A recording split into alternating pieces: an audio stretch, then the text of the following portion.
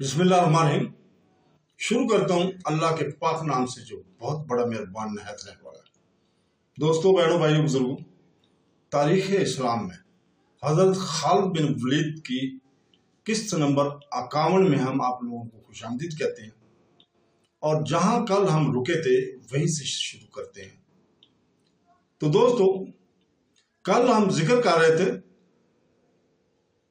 वो मक्का को तरफ जो आए लोग थे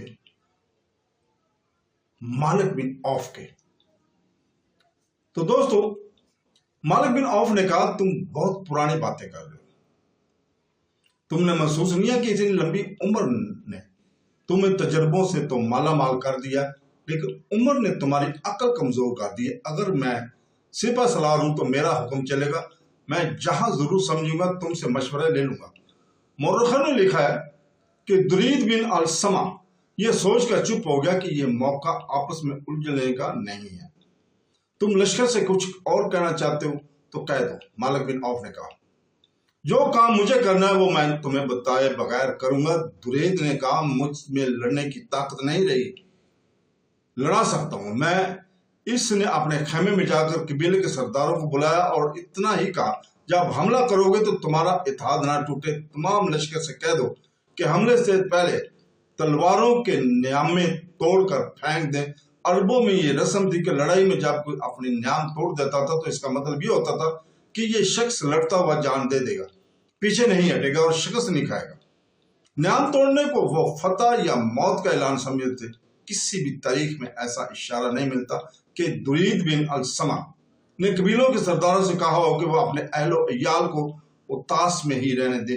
लेकिन दो मौरखों ने लिखा है कि लड़ाई के वक्त सिर्फ वाजन कबीला था जिसने अपनी औरतों, बच्चों और बकरियों वगैरह को अपने साथ रखा था। यह दूसरा मौका था कि इतने ज्यादा कबीलों को मुतहदा फौज मुसलमानों को तहस नहस करने आ रही थी। इससे पहले जंगे खंदक में इतने ज्यादा कबीले मुसलमानों के खिलाफ मुतहद हुए थे। अब मालिक बिन औफ इस उम्मीद पर मुतहदा फौज को लेकर जा रहा था कि वो मक्का पर अचानक टूट पड़ेगा। इस लश्कर को अब उतास से मक्का को कूच करना था और इस कूच की रफ्तार बहुत तेज रखनी थी। उतास में लश्कर का क्याम इसलिए ज्यादा हो गया था कि दूसरे कबीलों को वहां इकट्ठा होना था। अगर इस लश्कर में सिर्फ लड़ने वाले होते तो लश्कर फौरन मक्का की तरफ पेशकदमी कर जाता। इसमें औरतें और बच्चे भी थे और इनका सामान भी था, इसलिए वहां से कूच में खासी ताखीर होगी। इस दौरान मक्का की गलियों में एक ललकार सुनाई दी, मुसलमानों होशियार, तैयार हो जाओ। वो एक शुतर सवार था जो रसूल पाक सल्लल्लाहु अलैहि वसल्लम के घर की तरफ जाते हुए ऐलान करता जा रहा था, खुदा की कसम, मैं जो देख कर आया हूं वो तुम में से किसी ने नहीं देखा। क्या शोर मचाते जा रहे हो? किसी ने इसे कहा, रुको और बताओ क्या देख कर आए हो। रसूल पाक सल्लल्लाहु अलैहि वसल्लम को बताऊंगा। वो कहता जा रहा था, तैयार हो जाओ। हवाज़न और सकीफ का लश्कर। रसूल पाक सल्लल्लाहु अलैहि वसल्लम को इत्तला मिल गई कि हवाज़न और सकीफ के कबीलों के साथ दूसरे कबीलों के हजारों लोग औतास के करीब खैमाजान है और इनका इरादा मक्का पर हमला करने का और वो कूच करने वाले हैं। तारीखों में इस शख्स का नाम नहीं मिलता जिसने औतास में इस मुतहदा लश्कर को देखा और यह भी मालूम कर दिया था कि लश्कर का इरादा क्या है। मौरखों ने इतना लिखा कि रसूल पाक सल्लल्लाहु अलैहि वसल्लम को कबल अज वक्त गैर मुस्लिम कबीलों के इज्तिमा की खबर मिल गई थी। इन मौरखों के मुताबिक और बाद के मुबस्सिरों की तहरीरों के मुताबिक रसूल पाक सल्लल्लाहु अलैहि वसल्लम की ख्वाहिश और कोशिश ये थी कि जंगो जदल से ग्रेज किया जाए और इन गैर मुसलमानों को जो आप सल्लल्लाहु अलैहि वसल्लम को और मुसलमानों को दुश्मन समझते हैं और आप सल्लल्लाहु अलैहि वसल्लम के खिलाफ साजिशें तैयार करते रहते हैं, इन्हें खैर सगाली और भाईचारे के पैगाम दिए जाएं। इस ख्वाहिश और कोशिश के अलावा जनवरी 630 ईस्वी में हजूर पाक सल्लल्लाहु अलैहि वसल्लम लड़ने की पोजीशन में नहीं थे, क्योंकि आप सल्लल्लाहु अलैहि वसल्लम मक्का को चंद ही दिन पहले अपनी तवील में लिया था और शहर के इंतजामात में मसरूफ थे। हजूर पाक सल्लल्लाहु अलैहि वसल्लम को मशवरा दिया गया कि शहरी इंतजामात को मुलतवी करके दफाई इंतजामात की तरफ फौरी तौर طور پر توجہ دی جائے اور دشمن کے حملے یا معاصرے کا انتظام کیا جائے۔ رسول پاک صلی اللہ علیہ وسلم مشورہ دینے والوں سے یہ کہہ کر ان کا مشورہ مسترد کر دیا تھا کہ ہم یہاں دفاعی مورچے بنا کر ان میں بیٹھ جائیں، اور جب دشمن کو یہ خبر ملے کہ ہم بیدار ہیں اور قلعہ بند ہو کر بیٹھ گئے ہیں تو دشمن مکہ سے کچھ دور خیمہ زن ہو کر اس انتظار میں تیار بیٹھ جائے گا کہ ہم دفاع میں ذرا سی کوتاہی کریں اور وہ شہر کو معاشرے میں لے لے یا سیدھی یلغار کر دے، تو دشمن کو دعوت دینے والی بات ہوگی کہ مسلسل خطرہ بن کر ہمارے سروں پر بیٹھا رہے۔ اس دور کے مختلف تحریروں سے صاف پتہ چلتا ہے کہ رسول پاک صلی اللہ علیہ وسلم یہ اصول واضح کیا اور مسلمانوں کو ذہین نشین کروایا تھا کہ دشمن اگر اپنے گھر بیٹھ کر ہی للکارے تو اس کی للکار کا جواب ٹھوس طریقے سے یعنی عملی طریقے سے دو۔ دوسرا یہ کہ دشمن کی نیت اور اس کے عزائم کا علم ہو جائے تو اپنی سرحدوں کے اندر بیٹھ کر اس کا انتظار نہ کرتے رہو، اس پر حملہ کر دو۔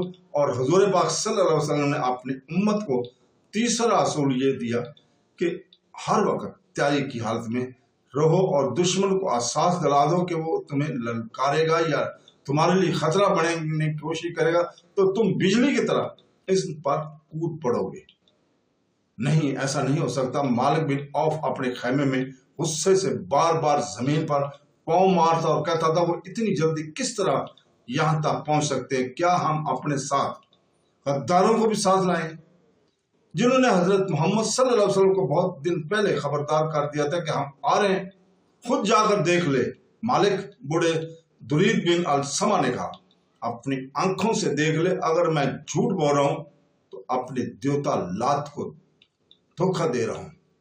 اس آدمی نے کہا جو دیکھ کر آیا تھا کہ مسلمانوں کا ایک لشکر جس کی تعداد کم و بیش 10,000 تھی حنین کے قریب آ کر پڑاؤ کیے ہوئے تھا۔ اس نے کہا کہ انہوں نے خیمے نہیں گاڑے، وہ تیاری کی حالت میں ہیں، اور یہ بھی جھوٹ نہیں کہا کہ اس لشکر کا سپہ سالار خود حضرت محمد صلی اللہ علیہ وسلم خود ہے۔ مالک بن عوف غصے سے بولا ہوا چلا جا رہا تھا، وہ مسلمانوں پر اچانک ٹوٹ پڑنے چلا تھا۔ اس نے اوتاس سے مکہ کی طرف پیش قدمی کا حکم دے دیا تھا، مگر اس سے اطلاع ملی کہ مسلمان اپنے رسول پاک صلی اللہ علیہ وسلم کی قیادت میں اس کی جمیت سے تھوڑی ہی دور حنین کی گرد و نواح میں آ گئے اور مقابلے کے لیے تیار ہیں۔ غصہ تیری عقل کو کمزور کر رہا ہے مالک، درید نے اسے کہا۔ اب معاصرے اور یلغار کو دماغ سے نکال دو اور اس زمین سے فائدہ اٹھا جس پر مسلمانوں سے تیرا مقابلہ ہوگا۔ تو اچھی چالیں سوچ سکتا ہے، تو دشمن کو دھوکہ دے سکتا ہے، تجھ میں جرأت ہے، پھر تو کیوں پریشان ہو رہا ہے؟ میں تیرے ساتھ ہوں۔ میں تجھے ایک بار پھر کہتا ہوں کہ حوازن کے لوگوں نے اپنی عورتوں اور بچوں اور اپنے مویشیوں کے ساتھ لا کر اچھا نہیں کیا۔ آ میرے ساتھ حنین کی وادی کو دیکھیں۔ وہ دونوں اس علاقے کو دیکھنے چل پڑے جہاں لڑائی متوقع تھی۔ رسول پاک صلی اللہ علیہ وسلم کے ساتھ مجاہدین کی جو فوج تھی اس کی تعداد 12,000 تھی۔ اس نفر میں مکہ کے 2,000 ایسے افراد تھے جنہیں اسلام قبول کی ابھی چند ہی دن ہوئے تھے۔ بعض صحابہ کرام ان 9 مسلموں پر بھروسے کرنے پر آمادہ نہیں تھے، لیکن اللہ تعالیٰ کے رسول صلی اللہ علیہ وسلم اپنے اللہ پر بھروسہ تھا۔ ابو سفیان، اکرمہ اور صفوان بھی 9 عمر مسلم تھے۔ یہ تینوں سرداری اور سلاری کے رتبوں کے افراد تھے جن کا 9 مسلم قریش پر اثر و رسوخ بھی تھا، لیکن دیکھا یہ گیا کہ یہ سب اپنی مرضی سے اس لشکر میں شامل ہوئے تھے۔ ایک مورخ نے لکھا کہ ان تینوں نے مجاہدین کے لیے کم و بیش 100 زرہ بکر دیے تھے۔ یہ لشکر 27 جنوری 630 عیسوی 6 شوال 8 ہجری کی صبح مکہ سے روانہ ہوا اور 31 جنوری کو شام حنین کے گرد و نواح میں پہنچ گیا تھا۔ کوچ برق رفتار تھا۔ حضرت رسول پاک صلی اللہ علیہ وسلم کو معلوم تھا کہ قبیلہ حوازن اور قبیلہ شکیف لڑنے والے قبیلے میں اور ان کے قائد درید اور مالک جنگی فہم و فراست اور چالوں سے نجوبی واقف ہیں۔ اس لیے آپ صلی اللہ علیہ وسلم نے ہراول دست میں جن میں 700 مجاہدین کو رکھا وہ بنو سلیم کے تھے اور ان کے کمانڈر حضرت خالد بن ولید تھے۔ हनैन एक वादी है जो मक्का से 11 मील दूर है। बाज़ जगहों पर यह वादी 7 मील चौड़ी है, कहीं इसकी चौड़ाई इससे भी कम है, और हनैन के करीब जाकर वादी की चौड़ाई कम होते होते बमुश्किल 2 फरलांग रह जाती है। यहां से वादी की सतह ऊपर को उठती है, यानी ये चढ़ाई है। आगे एक दरा नमा रास्ता है जो दाएं बाएं मुड़ता एक और वादी में दाखिल हो जाता है। इस वादी का नाम नखला अलमैनिया। रास्ता खासा तंग है।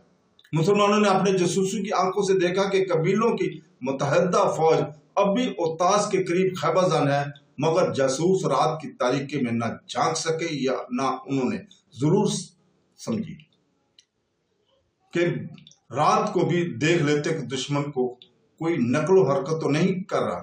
इसी दौरान मुतहदा कबीलों के कैंप में कूच का पेशकदमी की तैयारी के कोई आसार नजर न आए।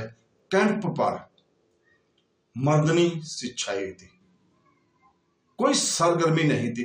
1 फरवरी 630 ईस्वी 11 शवाल 8 हिजरी की सैर मुजाहिदीन औतास की तरफ पेशकदमी की। स्कीम ये थी कि दुश्मन के कैंप पर यलगार की जाएगी। उम्मीद यही थी कि दुश्मन को बेखबरी में जा लेंगे। पेशकदमी मुकम्मल तौर पर मुनज़्ज़म थी। हरावल में बनु सलीम के मुजाहिदीन थे जिनके कैद हजरत खालिद बिन वलीद थे।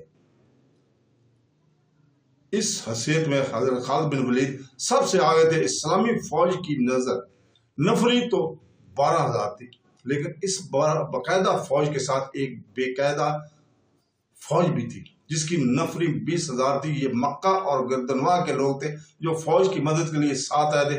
एक वाकया काबिल जिक्र है। इतना ज्यादा लश्कर देखकर बाज़ सहाबा कराम ने बड़े फख्र से कहा, कौन है जो हमें शिकस्त दे सकता है? 2 मौरखों ने लिखा है कि इस फख्र में तकब्बर की झलक भी थी। खालिद बिन वलीद, हजरत खालिद बिन वलीद इस्लामी लश्कर के आगे थे। वो वादी हनैन के तंग रास्ते में दाखिल हुए तो सुबह तलू हो रही थी। हजरत खालिद बिन वलीद ने अपने घोड़े को एड़ लगाई और रफ्तार तेज कर दी। हजरत खालिद बिन वलीद जो शीले जंगजू थे और जारहाना क़यादत में यकीन रखते थे, जब मुसलमान नहीं हुए थे तो कबीला कुरैश के सरदार अल अबू सफियान, इन्हें सबसे बड़ी शिकायत ये थी कि वो इन्हें खुलकर लड़ने नहीं देते थे। इनके कबूल इस्लाम की एक वजह ये भी थी कि उन्होंने रसूल पाक सल्लल्लाहु अलैहि वसल्लम की अस्करी क़यादत में वो जज्बा देखा था जो इन्हें पसंद था।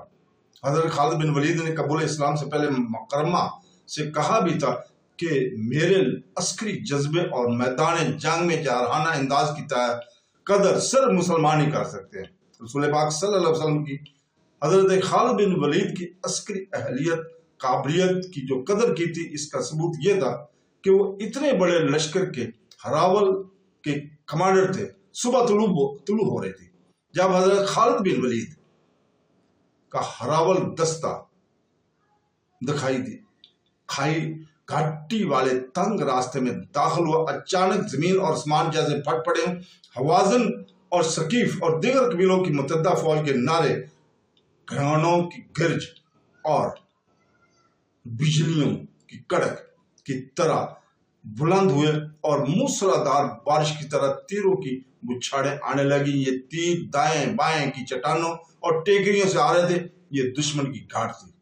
मालिक बिन औफ और दुरीद बिन अलसमा ने दिन के वक्त अपने कैंप में कोई सरगर्मी जहर नहीं होने दी। ऐसे मालूम होता था जैसे ये जंगी कैंप नहीं किसी काफिले का पड़ा हुआ है। शाम के बाद मालिक बिन औफ अपनी फौज को हनैन के तंग रास्ते पर ले गया और तीर अंदाजों को दोनों तरफ छुपाकर बैठा दिया गया था। तीरों की बौछारें अचानक भी थीं और बहुत ज्यादा भी मुजाहिदीन के घोड़े तीर खा के बेलगाम होकर भागे। जो सवार तीरों से महफूज रहे वो भी पीछे की तरफ भाग उठे। तीरों की बुछाड़ें और तंदून तेज हो गई। घोड़े भी बेकाबू हो गए और सवार भी बेकाबू हो गए। भगदड़ मच गई। हिम्मत भागो, हजरत खालिद बिन वलीद तीरों की बुछाड़ में खड़े चला रहे थे। पीठ न दिखाओ, मुकाबला करो। हम दुश्मन के घोड़ों और सवारों की भगदड़ ही थी कि खालिद बिन वलीद की पुकार किसी के कानों तक ना पहुंच सकी थी। कोई ये कि देखने के लिए भी नहीं रुकता था कि हजरत खालिद बिन वलीद के जिस्म में कितने तीर उतर गए, और वो पीछे हटने की बजाय वहीं खड़े अपने दस्ते को मुकाबले के लिए पुकार रहे थे।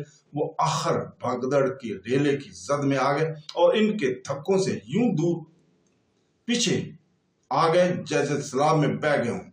जब भगदड़ का रेला गुजर गया तो हजरत खालिद बिन वलीद इतने जख्मी हो चुके थे कि घोड़े से गिर पड़े और बेहोश हो गए। तो दोस्तों, आज हम यहीं रुकते हैं, कल हम इसी जगह से फिर इंशाअल्लाह ताला शुरू करेंगे। अल्लाह हाफ़िज़।